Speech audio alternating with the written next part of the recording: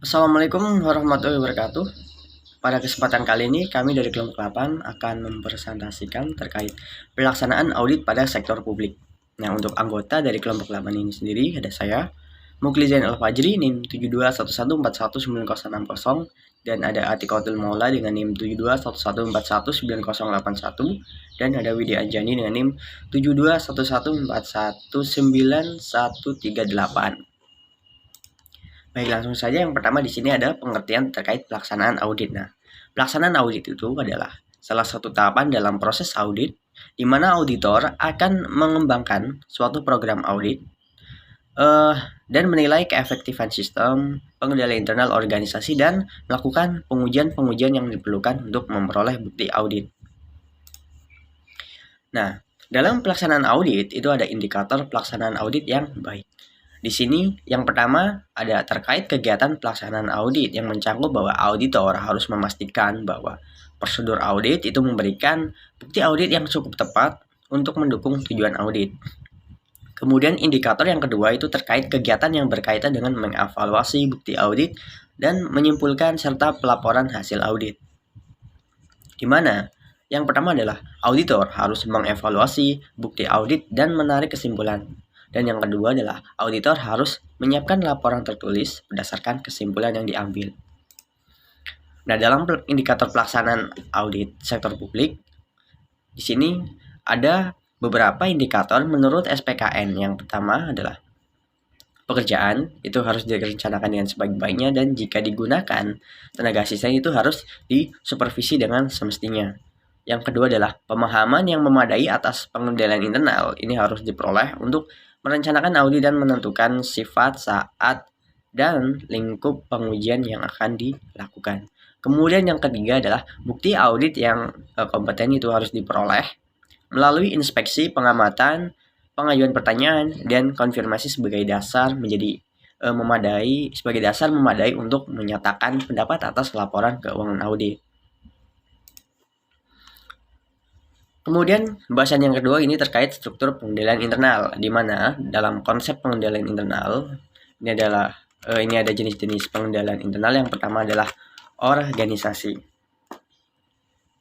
Organisasi ini adalah penyerahan wewenang dan tanggung jawab termasuk jalur pelaporan untuk semua aspek operasi dan pengendaliannya seharusnya disebutkan secara rinci dan jelas. Kemudian jenis pengendalian internal yang kedua adalah pemisahan tugas, di mana salah satu fungsi utama pengendalian adalah pemisahan tugas dan tanggung jawab. Apabila kedua hal tersebut digabungkan, maka seseorang mampu melakukan pencatatan dan memproses sebuah transaksi secara lengkap.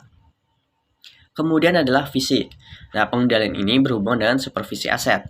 Prosedur dan keamanan yang memadai dirancang untuk memberi keyakinan bahwa akses baik langsung maupun tidak langsung lewat dokumentasi terhadap aset terbatas pada personel yang berwenang.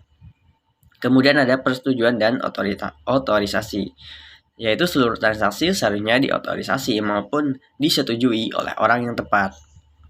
Berikutnya adalah akuntansi, pengecekan keakuratan catatan, menghitung jumlah total, kemudian ada rekonsiliasi, pemakaian nomor rekening, dan jurnal-jurnal dan akuntansi untuk dokumen.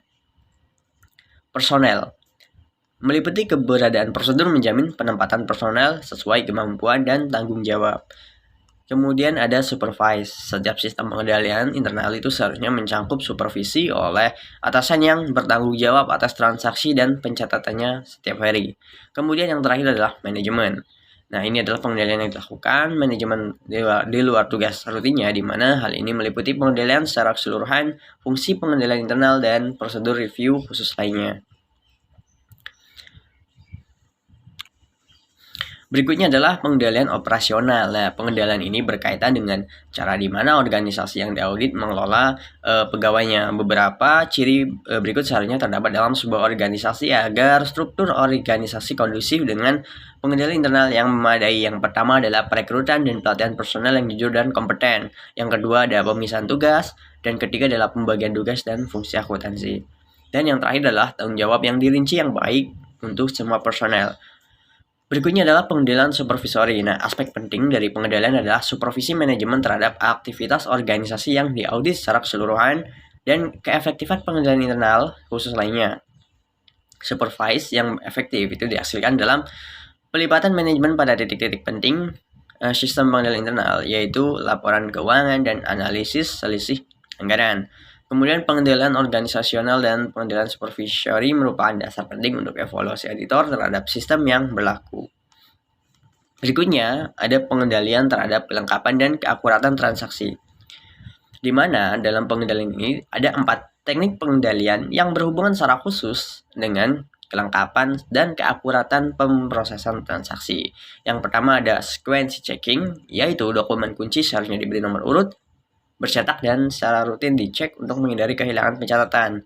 Yang kedua ada perbandingan. Perbandingan antara sekumpulan dokumen atau catatan akuntansi dengan lainnya mendeteksi ada tidaknya bukti-bukti atau catatan yang hilang. Kemudian adalah control totals, yaitu manfaat perbandingan atau sekumpulan dokumen atau catatan pada permukaan proses perbandingan dan sekumpulan yang ada pada saat proses tersebut sudah selesai. Kemudian ada re-performance, yaitu merupakan teknik pengendalian internal di mana sebuah prosedur dilakukan oleh seorang personel dan kemudian dilakukan kembali secara independen oleh seseorang lainnya yang kemudian membandingkan hasilnya dengan hasil asli.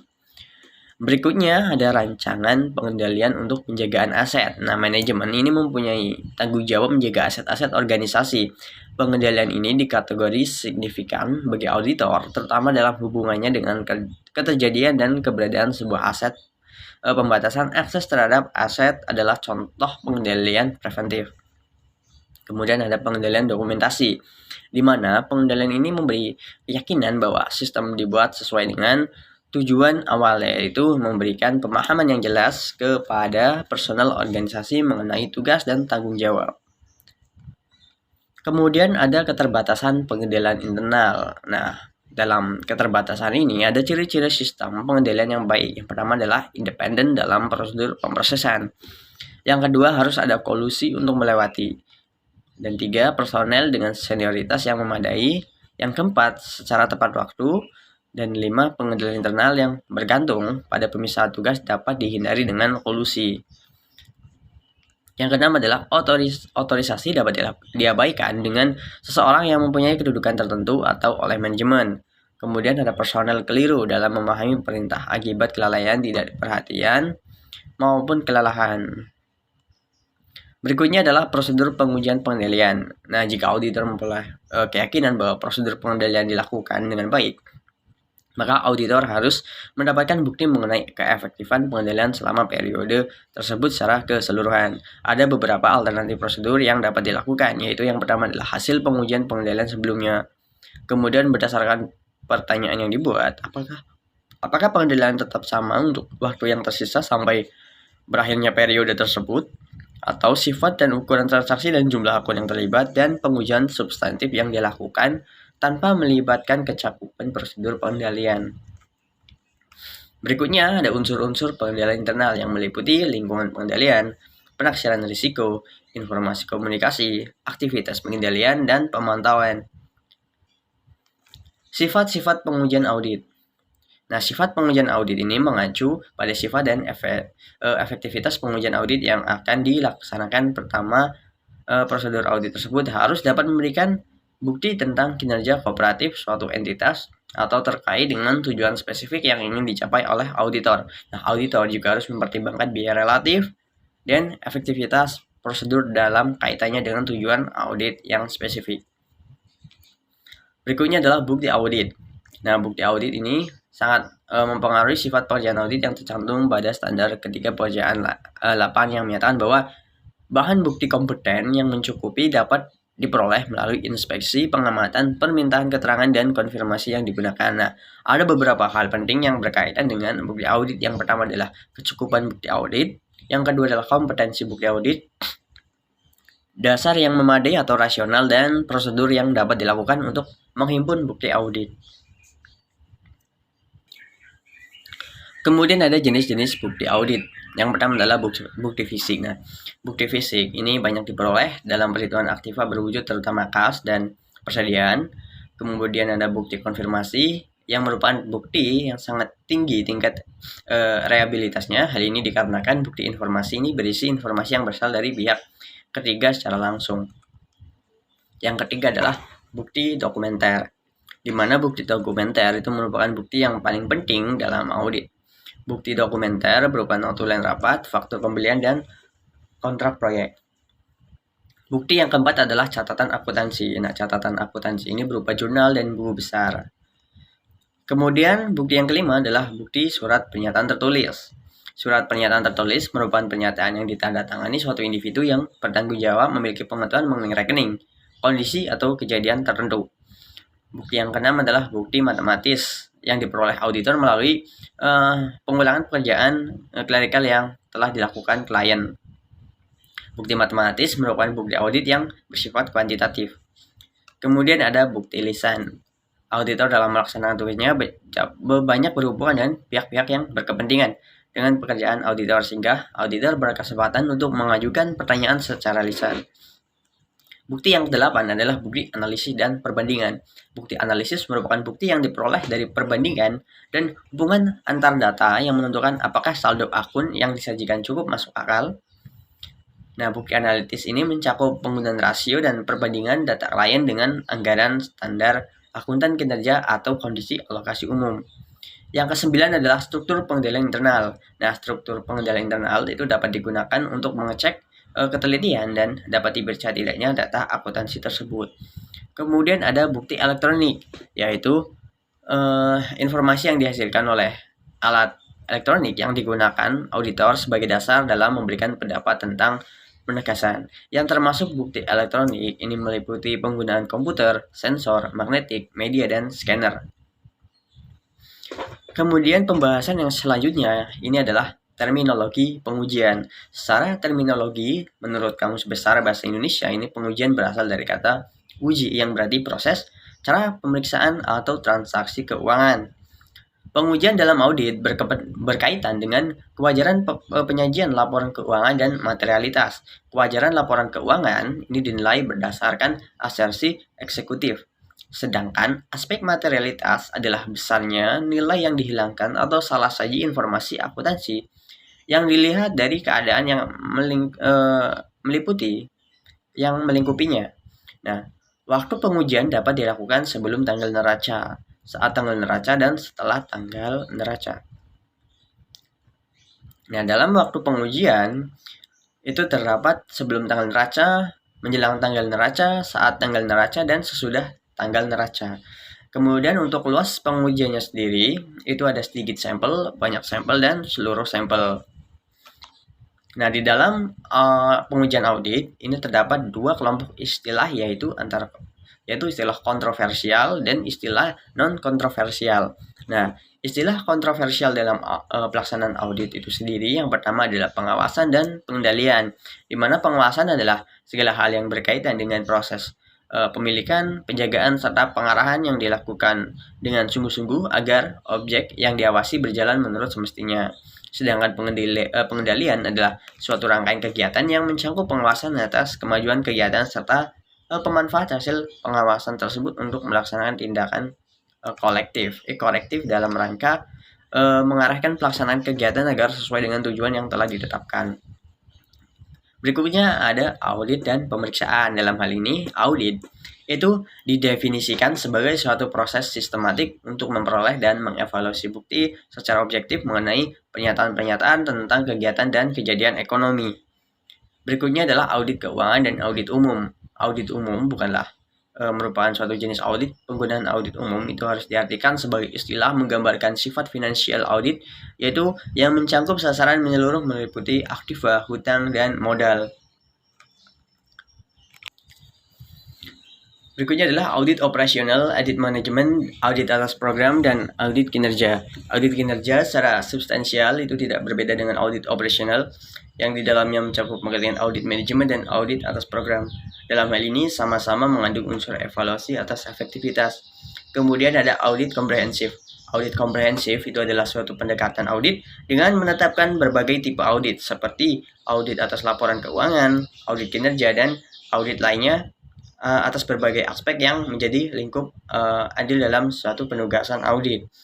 Berikutnya adalah pemeriksaan serentak atau PEMTAK. Pelaksanaan serentak ini tidak dapat dikatakan sebagai jenis audit, melainkan hanya merupakan salah satu jenis teknis yang mencerminkan waktu atau saat auditor melaksanakan audit. Kemudian ada pemeriksaan kemudian atau post audit, di mana pemeriksaan kemudian adalah audit yang dilakukan ketika periode akuntansi untuk seluruh kegiatan yang diaudit setelah selesai. Dan kata lain, telah tersedia asersi manajemen yang akan diverifikasi atau kejadian yang telah selesai. Kemudian ada audit khusus atau special audit. Nah, audit khusus adalah audit yang dilakukan atas lingkup audit bersifat khusus. Dengan demikian, audit khusus yang bertujuan menilai kasus tidak lancarnya pelaksanaan pembangunan dapat digunakan istilah audit khusus atau ketidaklancaran pelaksanaan pembangunan. Kemudian ada pengawasan aspek strategis. Pengawasan merupakan istilah pengawasan aspek strategis. Ini merupakan istilah dari audit operasional atau audit atas program dengan lingkup tertentu yang sifatnya strategis atau sebagai hal yang strategis dari kebijaksanaan pemerintah. Kemudian evaluasi. Secara historis, evaluasi itu merupakan bagian dari langkah audit yang terstandarkan namun telah berkembang sehingga meliputi kegiatan penilaian dalam arti luas. Berikutnya adalah pengawasan sejak tahap perencanaan, yaitu merupakan suatu upaya penerapan prinsip pengendalian manajemen dalam tiap tahap proses perencanaan pembangunan untuk meyakinkan bahwa perencanaan pembangunan itu telah terdokumentasi dan dapat diverifikasi serta dapat dipertanggungjawabkan. Kemudian pengawasan melekat atau waskat. Waskat atau pengawasan melekat itu bukanlah sesuatu yang dapat dipisahkan dari organisasi dan manajemen. Dalam hal ini, waskat melekat pada sistem yang dikembangkan. Pengawasan atasan langsung merupakan subsistem pengawasan berupa supervisi dari atasan kepada bawahan. Kemudian ada pengawasan fungsional atau wasnal. Pengawasan fungsional menunjukkan pengawasan yang dilakukan oleh orang atau lembaga yang ditugaskan untuk khusus untuk fungsi pengawasan. Pengawasan masyarakat atau WASMAS itu adalah merupakan usaha pengikutsertaan masyarakat dalam pengawasan agar kebijakan pembangunan berjalan sebagaimana mestinya. Baik, selanjutnya saya Atikotul Maula NIM belakang 081 akan melanjutkan untuk pembahasan materi. Selanjutnya mengenai istilah non-kontroversial dalam pelaksanaan audit sektor publik. Nah, untuk yang pertama itu ada istilah tax auditing. Untuk tax auditing ini biasa disebut dengan istilah audit pajak yang didefinisikan sebagai suatu rangkaian kegiatan untuk mencari, mengumpulkan, dan mengelola data atau keterangan lainnya. Kemudian selanjutnya yang kedua ada fraud audit atau disebut dengan audit atas kecurangan yang didefinisikan sebagai suatu audit khusus yang dimaksudkan untuk mendeteksi dan mencegah terjadinya penyimpangan atau kecurangan atau kekurangan lainnya atas transaksi keuangan yang akan diaudit. Lalu yang ketiga ada istilah social audit, yaitu audit yang menyangkut pemantauan, penilaian, dan pengukuran prestasi organisasi dan keterlibatannya dengan masalah-masalah sosial.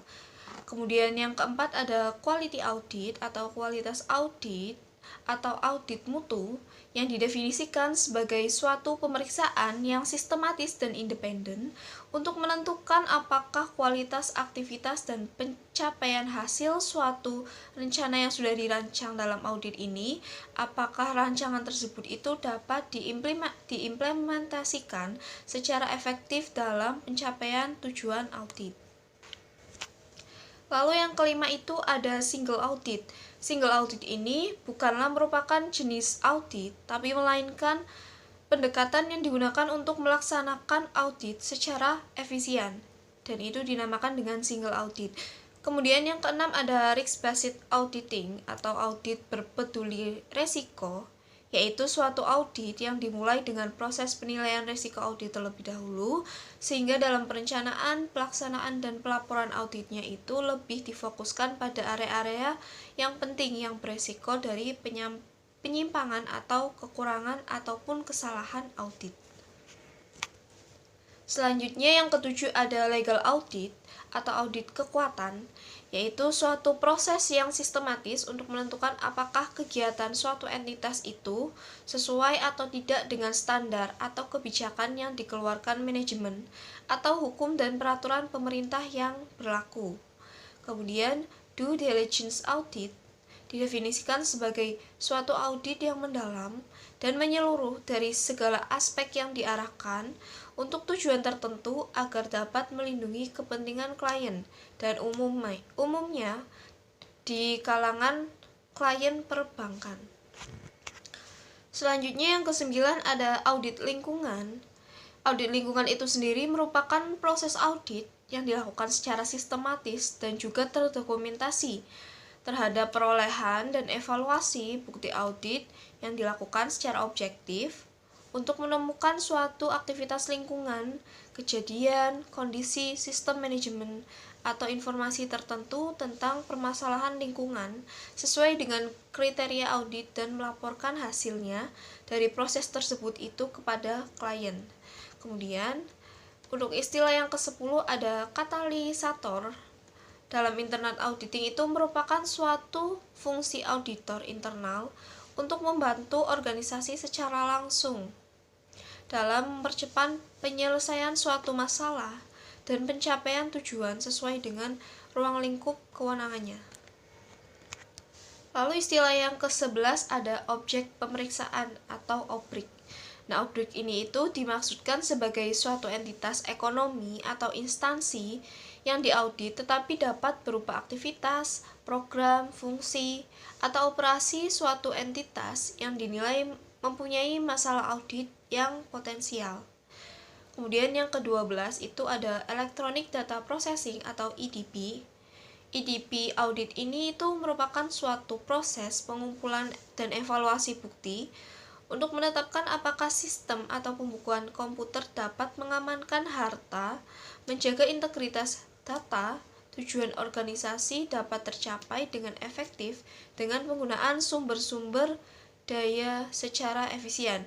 Jadi EDP ini itu melibatkan sistem komputer.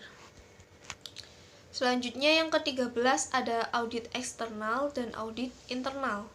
Untuk audit eksternal itu prosesnya pemeriksaan yang sistematis dan objektif tentunya yang dilakukan oleh auditor eksternal atau auditor independen terhadap laporan keuangan suatu organisasi atau perusahaan dengan tujuan untuk memberikan pendapat mengenai kewajaran keadaan keuangan dan hasil usaha organisasi. Sedangkan untuk audit internal itu merupakan pengawasan manajerial yang fungsinya mengukur dan mengevaluasi sistem pengendalian dengan tujuan membantu semua anggota manajemen dalam mengelola secara efektif pertanggungjawaban dengan cara menyediakan analisis, penilaian, rekomendasi, dan komentar-komentar yang berhubungan dengan kegiatan yang ditelaah. Jadi untuk audit internal itu biasanya dilakukan oleh komite audit internal perusahaan, sedangkan untuk audit eksternal itu dilakukan oleh auditor eksternal atau auditor independen di luar dari perusahaan. Selanjutnya yang ke-14 ada audit pemerintah. Untuk audit pemerintah itu pengawasan terhadap penyelenggaraan dan pengelolaan pemerintah dengan presiden selaku top eksekutif yang menjalankan pemerintahan sesuai dengan amanat stakeholder. Kalau audit pemerintah itu ya berkaitan dengan audit yang ada di pemerintahan. Kemudian yang ke-15 itu ada audit independen. Itu merupakan pengawasan yang dilakukan dengan sikap mental yang tidak memihak, kecuali kepada fakta yang didapat dalam proses pelaksanaan audit. Ini dilakukan oleh auditor independen atau auditor di luar dari perusahaan yang akan diaudit. Oke, selanjutnya mengenai materi sistem pelaksanaan audit sektor publik. Yang pertama terkait dengan proses pengumpulan datanya. Untuk proses pengumpulan data itu, yang pertama bisa melalui dengan wawancara. Untuk hal-hal terkait wawancara itu yang perlu diperhatikan, yang pertama ada pertanyaan pembuka, di mana pertanyaan pembuka ini harus berkisar pada masalah yang netral dan ringan. Kemudian yang kedua itu ada gaya bicara. Nah, gaya bicara ini itu hendaknya tersusun rapi, jangan berbelit-belit. Kemudian yang ketiga ada nada dan irama dalam memberi pertanyaan. Nada ini itu sangat penting dalam wawancara, sehingga jika nada itu diperhatikan, maka yang diwawancara itu akan mengerti dan dapat memberikan jawaban yang dibutuhkan. Kemudian yang keempat itu ada sikap pewawancara yang Idealnya itu dapat menimbulkan suasana penuh keakraban, suasana yang bebas dan tidak kaku, serta penuh kehangatan. Kemudian yang kelima ada uraian dengan kata-kata sendiri, yang seharusnya itu dapat membentuk pihak yang diwawancara agar dapat merumuskan keterangannya dalam kata-kata juga yang lebih tepat, dan juga pewawancara harus mengerti akan dirinya sendiri dalam menyampaikan uraian kata-katanya. Kemudian yang keenam itu membuat catatan. Ini catatan yang dimaksud yaitu catatan dari hasil wawancara yang diperoleh. Kemudian yang ketujuh ada menilai jawaban, di mana ketelitian dari pewawancara itu tergantung pada ketepatan penilaian ketelitian dari pencatatan tergantung kepada ketepatan penilaian pewawancara terhadap jawaban atau informasi yang diberikan dari pihak yang diwawancarai. Sehingga maka dari itu sebelumnya disebutkan bahwa pewawancara itu harus membuat catatan yang tepat sesuai yang diperoleh dari kegiatan wawancara ini. Kemudian cara yang kedua yaitu mereview dokumen. Nah, dalam konteks audit itu sendiri, mereview dokumen itu auditor harus mengumpulkan, menganalisis, kemudian menginterpretasi dan mendokumentasikan informasi atau bukti audit untuk mendukung hasil auditnya. Hal ini itu berarti dalam review dokumen, auditor harus mengumpulkan informasi yang berhubungan dengan sasaran dan ruang lingkup pekerjaan audit. Kemudian, bukti audit itu harus cukup, kompeten, relevan, dan bermanfaat untuk memberikan dasar bagi temuan-temuan dalam penyusunan rekomendasi audit. Kemudian, yang ketiga, prosedur ini itu mengumpulkan dan menganalisis bukti audit. Itu harus diseleksi terlebih dahulu sebelum dipraktikkan atau diperluas lagi bukti auditnya, kemudian diubah apabila situasinya memungkinkan. Kemudian, guna memelihara objektivitas dan mencapai sasaran audit ini sendiri, pengumpulan, penganalisisan, dan interpretasi pendokumentasian bukti audit ini harus diawasi oleh supervisi audit. Kemudian yang kelima, kertas kerja auditnya ini harus disiapkan dan direview guna mendokumentasikan bukti auditnya. Kemudian terkait tadi bukti audit itu sendiri, untuk bukti audit itu dibedakan menjadi beberapa tingkatan bukti. Yang pertama ada bukti utama, yaitu bukti yang dapat menghasilkan kepastian yang paling kuat atas fakta. Kemudian yang kedua itu ada bukti tambahan, yaitu bukti yang dapat diterima apabila bukti utama tersebut itu hilang atau rusak, atau dapat pula diterima bila dapat menunjukkan bahwa bukti ini merupakan pencerminan yang layak atas bukti utama atau dapat mendukung dari bukti utama. Kemudian yang ketiga ada bukti langsung, yaitu bukti yang menunjukkan fakta tanpa kesimpulan ataupun anggapan.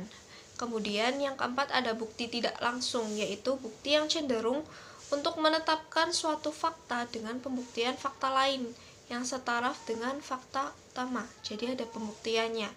Kemudian yang kelima itu ada bukti pendukung, yaitu bukti tambahan dari suatu karakter yang berbeda tetapi digunakan untuk tujuan yang sama, atau bukti pendukung dari bukti-bukti yang sudah tersedia.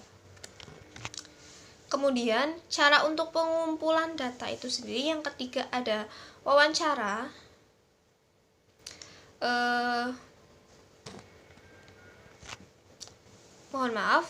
Untuk cara yang ketiga dalam pengumpulan data itu ada observasi, di mana ini bermanfaat agar peneliti memahami konteks data dalam keseluruhan situasi sosial, mendapatkan pengalaman langsung melihat hal-hal yang tidak akan terungkap oleh responden dalam wawancara. Jadi kalau observasi itu, auditor akan datang langsung ke tempat yang dia akan teliti atau tempat klien yang akan diaudit. Kemudian disitulah auditor akan bisa menemukan hal-hal di luar jawaban dari wawancara tersebut, dan juga memperoleh kesan pribadi serta merasakan suatu situasi sosial yang diteliti. Untuk observasi itu sendiri ada 3 macam. Yang pertama ada observasi partisipatif, yaitu untuk memperoleh data yang lengkap. Metode ini itu digunakan dengan membuat kedekatan secara mendalam dengan suatu komunitas atau lingkungan alamiah dari objek. Kemudian yang kedua itu ada observasi terus terang, di mana peneliti mengungkap secara terus terang kepada narasumber atau komunitas atau masyarakat bahwa peneliti ini atau auditor ini sedang melakukan observasi sehingga seluruh proses penelitian diketahui. Kemudian yang ketiga itu ada observasi tidak berstruktur, yaitu teknik yang digunakan ketika fokus peneliti atau auditor belum jelas atau fokus perkembangan selama observasi berlangsung. Kemudian step yang kedua itu setelah pengumpulan data ada analisis data. Untuk analisis data ada 3 pendekatan dalam auditor memeriksa laporan keuangan klien yang mempergunakan sistem informasi akuntansi. Yang pertama itu ada pemeriksaan di sekitar komputer, di mana asumsinya itu adalah bila sampel atau output dari suatu sistem itu ternyata benar, berdasarkan masukan sistem tadi, maka pemrosesannya tentunya dapat diandalkan. Kemudian yang kedua itu pemeriksaan dengan komputer, di mana mengotomatisasi banyak kegiatan audit. Nah, auditor itu memanfaatkan komputer sebagai alat bantu dalam pelaksanaan penulisan, perhitungan, pembandingan, dan sebagainya, termasuk dalam input data-data audit. Kemudian yang ketiga itu ada pemeriksaan melalui komputer. Nah, pendekatan ini itu menekankan pada langkah pemrosesan serta pengendalian program yang dilakukan sistem komputer. Pendekatan ini juga mengasumsikan bahwa jika program pemrosesan dirancang dengan baik dan memiliki aspek pengendalian yang memadai, maka kesalahan dan penyimpangan kemungkinan besar tidak terjadi. Selanjutnya mengenai siklus pelaksanaan audit sektor publik. Yang pertama ada siklus untuk pengujian kepatuhan, di mana yang pertama ada pengujian validitas bukti transaksi. Ini meliputi atau tujuannya untuk menentukan ketepatan otorisasi transaksi akuntansi klien, kemudian kebenaran pencatatan dan peringkasan transaksi tersebut dalam jurnal, dan kebenaran pelaksanaan posting atau transaksi tersebut ke dalam buku besar dan buku pembantu. Kemudian yang kedua ada pengujian pelaksanaan peraturan atau regulasi. Nah, ini auditor itu akan menerapkan yang ada dalam standar akuntansi pemerintah. Di sini kan audit sektor publik ya. Jadi auditor itu harus memukul tanggung jawab, melampaui tanggung jawab yang dipikul dalam audit berdasarkan standar auditing yang ditetapkan oleh IAI atau IAPI untuk melaporkan tentang kepatuhan dengan peraturan perundang-undangan dan tentang pengendalian internal. Jadi untuk pegangannya itu auditor harus memegang standar akuntansi pemerintah dan juga standar auditing yang ditetapkan oleh IAPI. Untuk pelaporannya itu meliputi pelaporan atas kepatuhan terhadap peraturan perundang-undangan yang berlaku, kemudian kepatuhan terhadap peraturan perundang-undangan peraturan perundang-undangan akuntansi dan auditing yang sudah berlaku, kemudian pelaporan ketidakpatuhan dan unsur perbuatan atau melanggar atau melawan hukum. Kemudian yang kedua itu ada pengujian substantif. Ini yang terdiri dari yang pertama ada perancangan pengujian substantif. Seperti yang sudah diketahui, pengujian substantif ini menyediakan bukti mengenai kewajaran setiap asersi laporan keuangan yang signifikan. Untuk perancangan pengujian substantif ini itu meliputi penentuan sifat pengujian, kemudian waktu pengujiannya, dan luas pengujian substantifnya. Selanjutnya ada prosedur untuk melaksanakan pengujian substantif, yaitu antara lain yang pertama ada pengajuan pertanyaan kepada para karyawan yang berkaitan dengan kinerja tugas mereka, kemudian pengamatan dan observasi, menginspeksi dokumen dan catatan, melakukan perhitungan, konfirmasi, analisis, tracing atau pengutusan, dan vouching atau penelusuran. Lalu ada sifat atau jenis pengujian substantifnya itu. Jadi gini, Jika tingkat risiko deteksinya itu rendah, maka auditor akan menggunakan prosedur yang lebih efektif. Untuk tipe-tipe pengujian substantifnya yang dapat digunakan yaitu ada pengujian rinci atau detail saldo. Itu meliputi 4 tahapan, yaitu menilai materialitas dan risiko bawaan suatu akun, kemudian menetapkan risiko pengendalian, merancang pengujian transaksi dan pengujian analisis, kemudian merancang pengujian detail saldo untuk memenuhi setiap tujuan spesifik audit secara memuaskan. Kemudian yang kedua, ada pengujian rinci atau detail transaksi, dan yang ketiga, pengujian detail akun.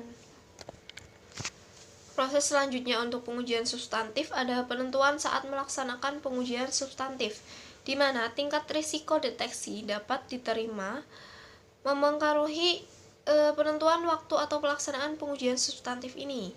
Jika risiko deteksinya rendah, maka pengujian substantif lebih baik dilaksanakan pada saat atau dekat dengan tanggal neraca.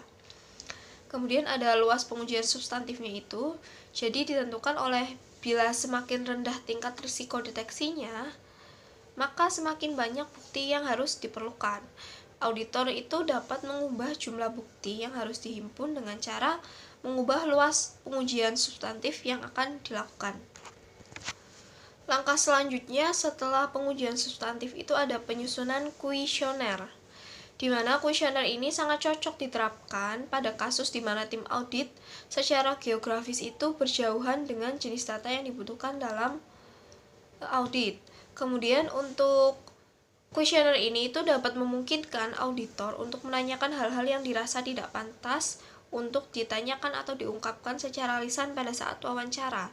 Kemudian, data dari metode kuesioner ini itu dapat dianalisis secara akurat dan dapat memberikan data kuantitatif yang solid, yang tepat untuk mendukung temuan data kualitatif. Untuk contoh bentuk kuesionernya bisa dilihat pada contoh kuesioner pemeriksaan laporan keuangan Pemda.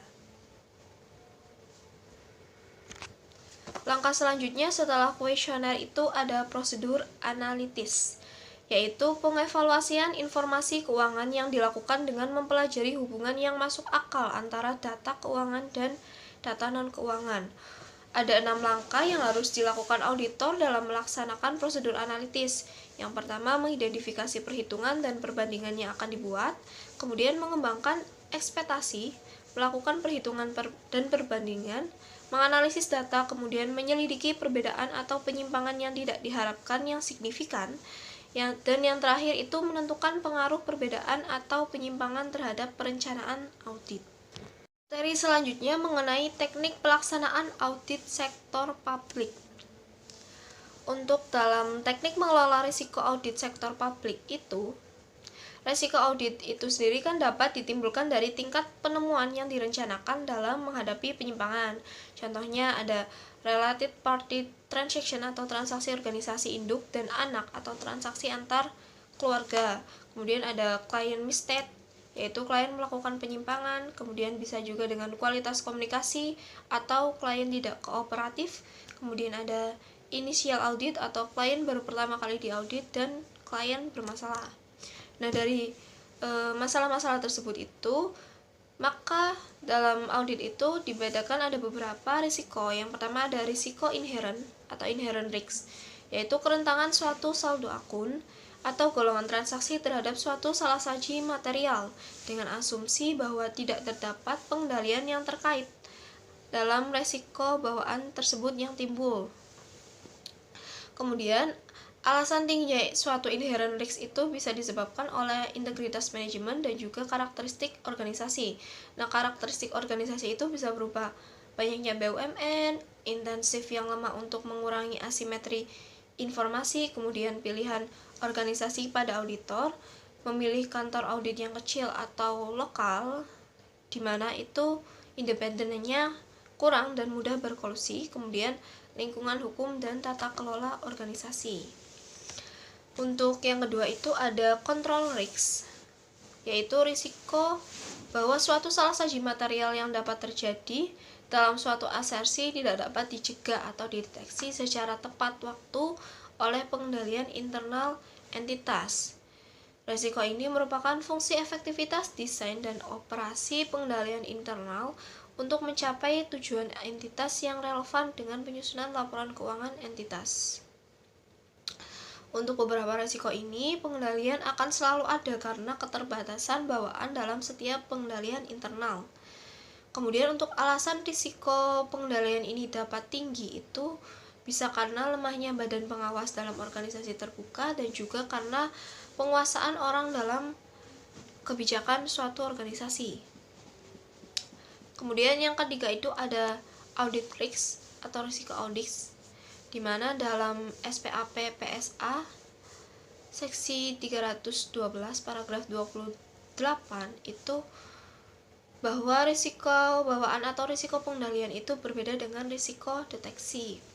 Semakin kecil risiko bawaan dan risiko pengendalian yang diyakini auditor, maka semakin besar adanya risiko deteksi yang dapat diterima. Begitupun sebaliknya. Untuk audit risk ini itu bisa dihitung menggunakan rumusnya itu IR, inherent risk, dikalikan CR atau control risk, dikalikan DR atau risiko bawaan.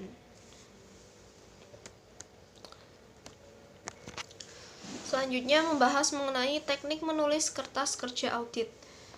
Yang pertama ada tujuan pembuatan kertas kerja audit, yaitu untuk mengkoordinasikan dan mengorganisasi semua tahap pengauditan. Kemudian sebagai pendukung yang tepat terhadap pendapat akuntan atas laporan keuangan yang diaudit, dan sebagai penguat kesimpulan akuntan dan kompetensi pengauditannya, serta sebagai pedoman dalam pengauditan berikutnya. Adanya kertas kerja ini juga dapat menjelaskan apa saja sih temuan dalam proses audit. Kemudian ada teknik dasar dalam pembuatan kertas kerja. Ada pembuatan headingnya terlebih dahulu, kemudian ada nomor indeksnya, tick mark, dan juga penyantuman tanda tangan pembuat atau penelaah dan tanggal pembuatan serta penelaahnya. Untuk bentuk kertas kerja ini seperti yang kita pelajari di matkul praktek auditing, itu kan ada bentuk-bentuk dari worksheet itu sendiri dalam setiap pemrosesan auditnya. Kemudian ada faktor yang harus diperhatikan dalam pembuatan kertas kerja audit ini, di mana kertas kerja itu harus lengkap, teliti, ringkas, jelas, dan rapi. Kemudian selanjutnya ada tipe kertas kerja. Yang pertama ada audit program. Itu merupakan daftar prosedur pengauditan untuk seluruh pemeriksaan elemen tertentu. Kemudian sedangkan audit prosedur itu merupakan instruksi terinci untuk mengumpulkan tipe bukti pemeriksaan tertentu yang harus diperoleh pada saat pemeriksaan. Jadi untuk audit program dan audit prosedur itu berbeda. Selanjutnya ada summary of adjustment journal entry. Itu merupakan daftar yang berisikan jurnal-jurnal koreksi yang diusulkan kepada klien yang diperoleh selama pemeriksaan berlangsung. Selanjutnya ada working trial balance. Itu merupakan suatu daftar yang memuat saldo dari seluruh rekening buku besar pada akhir tahun yang diperiksa pada akhir tahun sebelumnya, atau koreksi yang diusulkan serta saldo menurut hasil pemeriksaan. Kemudian ada top schedule. Top schedule ini merupakan kertas kerja pemeriksaan yang digunakan untuk meringkas informasi yang dicatat dalam daftar-daftar pendukung untuk rekening-rekening yang berhubungan. Kemudian ada supporting schedule. Itu merupakan kertas kerja yang memuat detail daripada temuan hasil pemeriksaan. Selanjutnya mengenai review kertas kerja dan kesimpulannya. Untuk kertas kerja sendiri itu kan merupakan catatan yang dibuat auditor selama proses audit yang ditempuh. Ada pengujian apa saja yang dilakukan serta informasi yang diperoleh. Kemudian akan dibuat kesimpulan berkenaan dengan pelaksanaan auditnya. Nah, kertas kerja ini merupakan media penghubung antara catatan klien dengan laporan audit.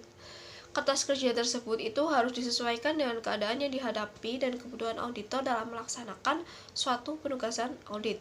Kertas kerja juga harus berhubungan dengan ketiga kelompok standar auditing, yaitu standar umum, standar pekerjaan lapangan, dan standar pelaporan.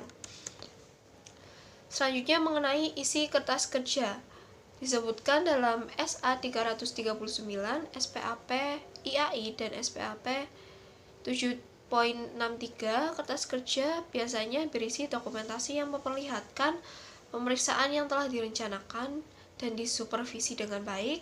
Kemudian ada pemahaman yang memadai atas struktur pengendalian internal dan bukti audit yang telah diperoleh, serta prosedur pemeriksaan yang telah diterapkan dan pengujian yang telah dilaksanakan. Untuk isi kertas kerja audit, secara umum kertas kerja audit memiliki susunan. Yang pertama ada draft laporan pemeriksaan atau audit report, kemudian ada laporan keuangan yang telah diaudit, selanjutnya ada ringkasan informasi bagi penelaah, program pemeriksaan, laporan keuangan atau neraca lajur yang dibuat klien, kemudian ringkasan jurnal penyesuaian, working trial balance, top schedule, dan supporting schedule. Selanjutnya mengenai hal-hal yang harus diperhatikan dalam membuat kertas kerja. Yang pertama itu kertas kerja harus lengkap, yaitu berisi suatu informasi pokok dan tidak memerlukan penjelasan lisan sebagai tambahan. Kemudian yang kedua adalah teliti, di mana harus bebas dari kesalahan, baik kesalahan penulisan maupun kesalahan dalam penjumlahan. Kemudian yang ketiga ada ringkas, yaitu hanya berisi informasi pokok dan relevan dengan tujuan pemeriksaan. Kemudian ada jelas di mana auditor harus menggunakan istilah-istilah yang tidak menimbulkan pengertian ganda atau harus menyajikan kertas kerja secara sistematis. Kemudian rapi, di mana kerapian ini akan mempermudah pemahaman terhadap kertas kerja tersebut. Nah, di samping dari beberapa prinsip umum yang berkaitan dengan pembuatan dan penyimpanan kertas kerja, itu ada prinsip lain, yaitu pembuatan kertas kerja harus mempunyai maksud dan tujuan yang jelas, serta hindarkan pekerjaan salin menyalin yang tidak diperlukan. Kemudian buktikan keterangan lisan yang diperoleh melalui pengajuan pertanyaan atau inquiry. Kemudian jangan meninggalkan suatu pertanyaan tanpa ada jawaban yang jelas, dan tuliskan segala masalah relevan yang ditemukan pada proses audit saat melaksanakan auditing. Kemudian, suatu kertas kerja itu akan mengandung kekurangan apabila tidak terdapat ciri-ciri sebagai berikut. Yang pertama, kertas kerja harus memberikan bukti bahwa struktur pengendalian internal telah diperiksa. Yang kedua, kertas kerja harus memperjelas permasalahan yang dikemukakan pada waktu audit sebelumnya. Yang ketiga, suatu kertas kerja harus mempunyai hubungan erat dengan kertas kerja lainnya, atau dapat menunjukkan dari dan kemana suatu angka penyesuaian yang dipindahkan dalam kertas kerja. Kemudian yang keempat, kertas kerja harus dapat menjelaskan prosedur audit yang diikuti auditor. Yang kelima, kertas kerja harus memberikan bukti bahwa auditor telah melakukan pemeriksaan transaksi setelah tanggal neraca atau subsequent event review. Kemudian yang keenam, yaitu kertas kerja harus dapat digunakan untuk menjawab pertanyaan yang diajukan oleh klien, serta harus dapat menjelaskan masalah konfirmasi piutang dan analisis umur piutang, juga dapat digunakan untuk menjelaskan analisis audit. Untuk penjelasan selanjutnya akan dijelaskan oleh teman saya.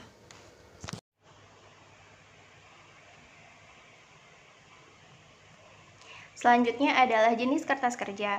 Pada dasarnya ada beberapa tipe kertas kerja, namun ada 6 jenis kertas kerja yang biasanya dikenal. Yang pertama adalah program audit, yang kedua working trial balance, yang ketiga ringkasan jurnal penyesuaian dan jurnal pengklasifikasian kembali, yang keempat daftar pendukung, yang kelima daftar utama, dan yang terakhir memorandum audit dan dokumentasi informasi pendukung. Selanjutnya adalah penelaahan kertas kerja. Penelaahan kertas kerja dilakukan terhadap pekerjaan yang dilakukan, bukti yang diperoleh, judgement yang diambil, dan kesimpulan yang diambil penyaji kertas kerja. Nah, penelaahan kertas kerja dilakukan dalam 2 tahap. Nah, tahap yang pertama dilakukan jika pekerjaan pemeriksaan pada suatu segmen tertentu sudah selesai. Dan pada tahap kedua dilakukan bila semua pekerjaan lapangan sudah diselesaikan.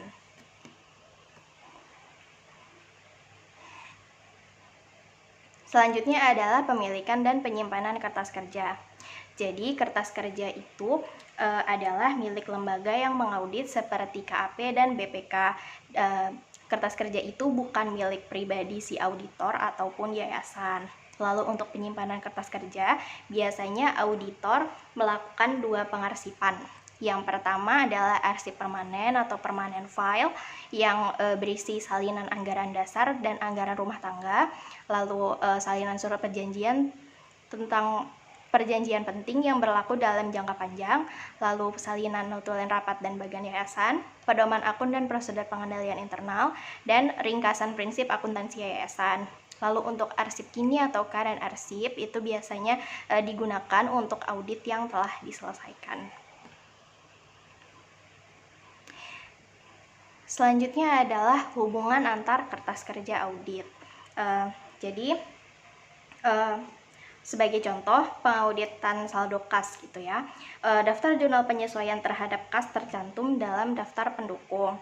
Nah, selanjutnya di daftar utama dan di working trial balance, saling keterkaitan juga ditunjukkan. Nah, untuk program audit, untuk contoh saling keterkaitan itu, yang pertama adalah lakukanlah perhitungan terhadap dana kas kecil. Dalam hal ini diasumsikan tidak ada jurnal penyesuaian dan reklasifikasi. Lalu yang kedua, periksalah rekonsiliasi yang dibuat. Dalam hal ini diasumsikan ada jurnal penyesuaian. Selanjutnya adalah agar dapat memenuhi tanggung jawabnya, auditor harus yang pertama memahami keempat standar pelaporan dalam standar auditing yang diatur dalam SAP. Yang kedua, mengerti penyajian kata yang tepat dalam pelaporan audit, bentuk baku, serta kondisi yang harus dipenuhi untuk mengeluarkan pendapat wajar tanpa pengecualian. Yang ketiga, memahami berbagai jenis penyimpangan dari pelaporan audit, bentuk baku, dan kondisi-kondisi yang menyebabkannya. Lalu yang terakhir, memahami berbagai pertimbangan pelaporan khusus lain yang penting. Selanjutnya adalah pelaporan tentang pengendalian internal. Nah, pelaporan itu berfungsi sebagai sarana pertanggungjawaban suatu pelaksanaan kegiatan. Pimpinan suatu organisasi dapat melakukan pengendalian terhadap pelaksanaan kegiatan organisasi melalui laporan yang dibuat oleh penanggung jawab kegiatan. Nah, faktor-faktor unsur pelaporan yang baik meliputi yang pertama, sistem pelaporan yang diciptakan hendaknya dapat memberikan informasi terkini yang dibutuhkan oleh pimpinan yang bertanggung jawab. Lalu, laporan disusun berdasarkan informasi dan data yang benar, akurat, dan tepat waktu. Lalu, adanya keharusan bagi setiap pegawai tertentu untuk membuat laporan hasil pekerjaannya secara tertulis. Dan yang terakhir, isi laporan itu didukung dengan bukti yang memadai dan dapat dipertanggungjawabkan. Jadi, pelaporan tentang pengendalian internal suatu organisasi itu merupakan hal penting bagi organisasi. Nah, pelaporan tentang pengendalian internal suatu organisasi itu dapat digunakan sebagai bahan evaluasi bagi segenap pimpinan organisasi tentang keamanan sumber daya organisasi dalam pemanfaatannya guna mencapai tujuan organisasi.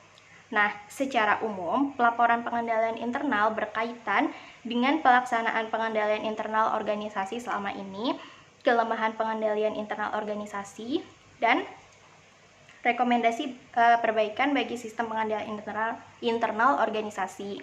Sedangkan, secara khusus, pelaporan pengendalian internal berisi tentang efektivitas dan efisiensi operasi, tingkat kehandalan pelaporan keuangan, dan ketaatan pada peraturan serta perundang-undangan yang berlaku. Selanjutnya adalah isi dan bentuk laporan. Laporan hasil audit berisi tentang pelaksanaan audit secara lengkap. Dalam laporan audit harus dicantumkan tanggal dan diotorisasi oleh ketua tim audit dan pimpinan teraudit. Nah, laporan hasil audit dibuat tertulis, sistematis, serta diuraikan secara singkat dan mudah dipahami. Secara umum, laporan audit berisi beberapa hal sebagai berikut. Yang pertama, tujuan dan ruang lingkup audit. Yang kedua, rincian rencana audit, identitas anggota tim, identitas anggota tim audit, dan perwakilan teraudit atau klien. tanggal pelaksanaan audit, dan identitas unit organisasi teraudit. Lalu identitas dokumen standar, terus temuan ketidaksesuaian dalam pelaksanaan audit, penilaian tim audit, kemampuan sistem mutu, dan daftar distribusi laporan hasil audit. Lalu selanjutnya, untuk laporan hasil audit mutu harus memuat beberapa hal sebagai berikut. Yang pertama itu adalah aktivitas. Dalam laporan hasil audit, bagian pekerjaan unit yang telah teridentifikasi sebaiknya disebutkan secara spesifik. Yang kedua adalah klausul. Dalam laporan hasil audit sebaiknya menyebutkan klausul secara spesifik. Yang ketiga adalah bukti. Temuan audit yang termuat dalam laporan hasil audit hendaknya disertai dengan bukti dan fakta objektif pendukung temuan audit tersebut. Yang keempat adalah kesimpulan. Hasil temuan yang telah dianalisis harus dibuat menjadi sebuah kesimpulan yang merupakan ringkasan dari hasil analisis temuan tersebut. Lalu yang terakhir adalah rekomendasi. Berdasarkan kesimpulan, auditor perlu membuat rekomendasi yang layak dan mungkin untuk dilaksanakan oleh klien demi perbaikan di masa yang akan datang. Selanjutnya adalah contoh pelaksanaan audit sektor publik. Nah, untuk subbab yang satu ini saya akan membahasnya dari garis besarnya saja karena materinya cukup banyak dan cukup padat. Dan untuk mempersingkat durasi, untuk lebih detailnya sudah saya bahas di makalah. Di sini ada flowchart prosedur pemeriksaan atas pos pendapatan asli daerah. Lalu selanjutnya ada flowchart prosedur pemeriksaan atas pos dana perimbangan keuangan pusat dan daerah. Nah, kedua flowchart ini itu berkaitan dengan pemeriksaan atas pos belanja rutin dan pemeriksaan atas pos belanja pembangunan.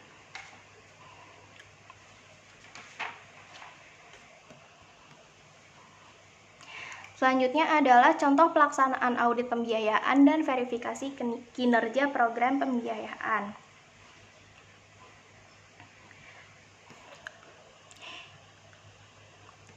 Yang pertama itu ada dokumen sumber transaksi pembiayaan penerimaan. Jadi dalam tabel ini sudah saya rangkum, itu adalah jenis-jenis transaksi penerimaan yang biasanya terjadi dan dokumen sumber, dan ada lampiran dokumen sumbernya juga. Lalu selanjutnya dokumen sumber transaksi pembiayaan pengeluaran. Nah, di sini juga sudah saya rangkum dalam tabel jenis-jenis transaksi pengeluaran yang biasanya dilakukan, dokumen sumbernya, dan lampiran dokumen sumbernya. Selanjutnya adalah contoh pelaksanaan audit dan verifikasi kinerja aktiva tetap. Nah, jadi semua pengeluaran pembangunan yang menghasilkan aktiva tetap akan dicatat sebagai aktiva tetap pemerintah pusat atau daerah pada saat selesai dibangun dan diserah terimakan. Nah, pencatatan aktiva tetap secara rinci dilakukan pada kartu aktiva tetap yang berfungsi sebagai buku tambahan. Apabila proses pencatatan dilakukan dengan menggunakan aplikasi komputer, maka kartu aktiva tetap tidak berupa fisik, tetapi berupa file data komputer atau yang sekarang biasanya kita sebut dengan istilah soft file gitu. Lalu agar memudahkan melakukan kompilasi dan penelusuran kembali data suatu aktiva tetap, maka setiap kartu aktiva tetap harus diberi nomor secara unit dan sistematis. Nah, di tabel ini sudah saya rangkum juga pelaku dan juga aktivitas atau perannya ya, mulai dari subbagian umum yang bertugas untuk mengirimkan kartu aktiva tetap, sampai mengarsipkan kartu aktiva tetap. Lalu ada kepala dinas dan bendaharawan dengan tugasnya masing-masing juga. Selanjutnya di sini ada flowchart aktiva tetap. Jadi tabel yang sebelumnya itu berkaitan erat dengan flowchart ini. Di situ ada tindakan yang dilakukan dan Apa saja tugas dari subbagian umum, bendaharawan, serta subbagian keuangan. Di sini di flowchart ini sudah dirangkum aktivitasnya apa saja. Selanjutnya adalah contoh pelaksanaan audit dan verifikasi kinerja jasa personalia. Jadi pada audit ini itu terdapat 5 asersi. Asersi yang pertama itu asersi keberadaan dan keterjadian. Transaksi biaya gaji tercatat menggambarkan kompensasi atas jasa yang dihasilkan pegawai dalam suatu periode dan seperti yang tercantum dalam laporan laba rugi.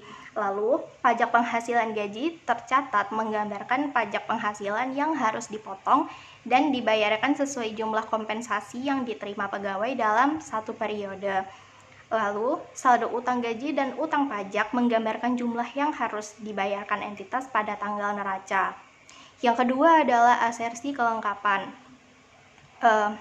Biaya gaji dan pajak penghasilan pegawai yang tercatat meliputi seluruh biaya yang dikeluarkan sebagai imbalan atas jasa pegawai selama satu periode.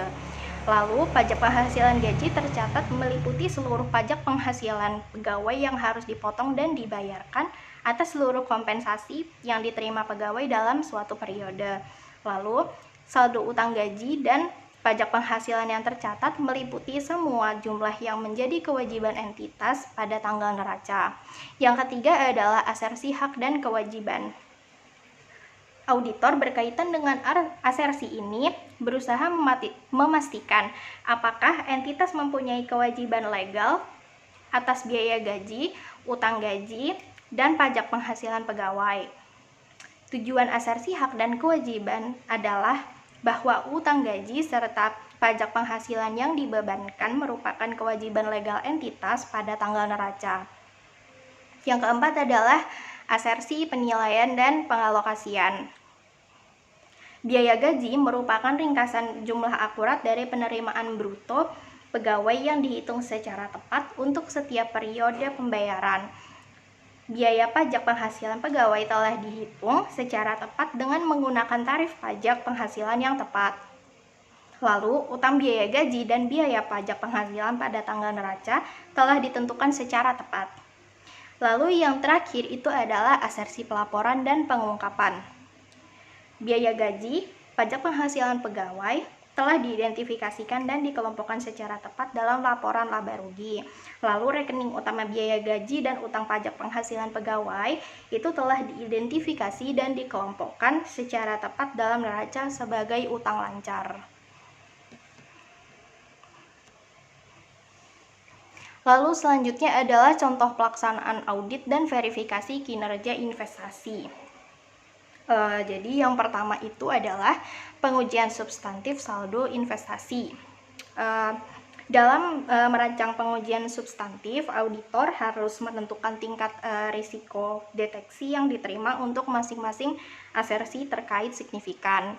Jadi tinggi rendahnya risiko deteksi tergantung pada besarnya risiko audit yang ditetapkan, risiko bawaan dan risiko pengendalian. Risiko bawaan untuk asersi penilaian dan pengalokasian dipengaruhi oleh kompleks dan rumitnya metode penilaian. Lalu selanjutnya adalah pemeriksaan atas pos pinjaman pemerintah daerah. Yang pertama, lakukan pengujian untuk menentukan apakah nilai realisasi penerimaan pinjaman daerah yang dibukukan dan disajikan dalam lampiran adalah benar-benar merupakan realisasi penerimaan pinjaman yang telah diterima oleh kas daerah dalam tahun anggaran perhitungan dan bukan jumlah pinjaman berdasarkan surat perjanjian pinjaman. Apabila yang dibukukan atau disajikan tersebut adalah nilai yang tercantum dalam surat perjanjian, lakukan koreksi kurang sebesar jumlah antara nilai menurut surat perjanjian dengan nilai yang benar-benar diterima. Lalu yang kedua, lakukan pengujian untuk menentukan apakah nilai realisasi penerimaan pinjaman daerah pada lampiran daftar hutang-hutang atau kewajiban yang belum dibayar pada akhir tahun anggaran yang belum kadaluarsa sama dengan yang disajikan dalam lampiran, yaitu realisasi penerimaan pinjaman yang telah diterima oleh kas daerah dalam tahun anggaran perhitungan dan bukan jumlah pinjaman berdasarkan surat perjanjian pinjaman. Apabila yang disajikan tersebut adalah nilai yang tercantum dalam surat perjanjian, lakukan koreksi kurang selisih antara menurut surat perjanjian dengan nilai yang benar-benar diterima. Selanjutnya adalah contoh pelaksanaan audit dan verifikasi kinerja saldo kas. Di sini yaitu mengusut atau tracing transfer bank. Jadi, kebanyakan pemerintah daerah mempunyai beberapa rekening dalam beberapa bank. Hal ini membuka kesempatan adanya kiting. Untuk mengidentifikasi adanya kiting, auditor dapat melakukan atau menyiapkan schedule transfer bank.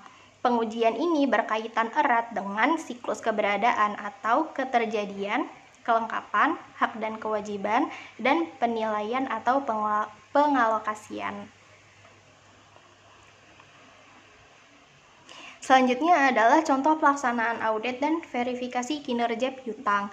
Jadi kegiatannya ini sudah saya rangkum juga, maksudnya sudah dirangkum juga dalam tabel.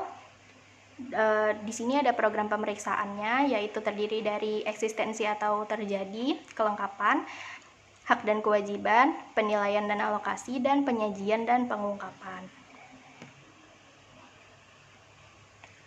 Selanjutnya adalah contoh pelaksanaan audit dan verifikasi kinerja utang. Kepala SKPKD melakukan penatausahaan atas pinjaman daerah dan obligasi daerah.